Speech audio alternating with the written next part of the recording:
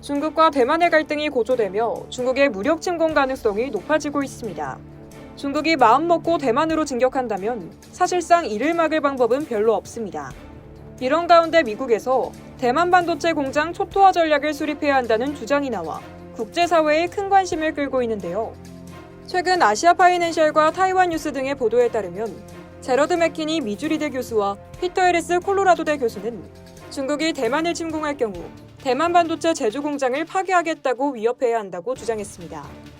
두 미국 학자의 이런 견해는 미 육군전쟁대학이 발행하는 저널에 실렸습니다.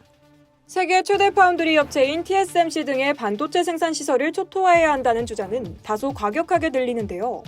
두 미국 교수는 중국의 이와 같은 사실을 준엄하게 경고해야 전쟁을 막을 수 있다고 본 겁니다.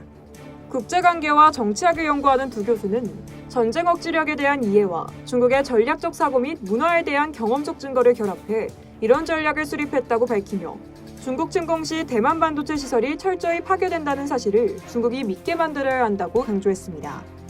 이들은 또 반도체 분야에서 일하는 고도로 숙련된 대만인들에게 피난처를 제공한다는 계획도 함께 발표함으로써 대만 반도체 산업이 적의 손에 넘어가는 걸 허용하지 않겠다는 의지를 더 확실하게 보여줄 수 있다고 덧붙였습니다. 근현대의 전쟁에서도 이와 비슷한 전략이 있죠. 적들이 아군 진영을 점령하게 될 경우 퇴각에 앞서 아군에 남아있던 무기와 식량, 건물을 모두 파괴해버려 적들의 손에 들어가지 못하게 하는 전략입니다.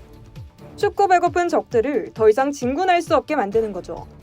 그런데 미국 교수들의 이 같은 전략은 중국에 훨씬 더 간절한 반도체를 겨냥했다는 점에서 설득력을 더하고 있습니다. 반도체가 산업의 쌀이라는 말이 실감나는 대목입니다.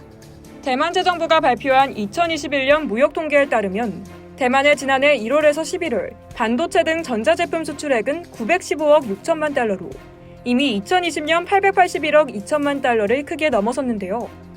이러한 반도체 산업의 성장 속에 대만은 지난해 중국을 상대로 1,716억 달러의 사상 최대 흑자를 기록할 수 있었습니다. 중국의 대만 의존도가 이처럼 높아진 건 시진핑 국가주석이 주창한 반도체 굴기가 뜻대로 진행되지 않고 있기 때문입니다.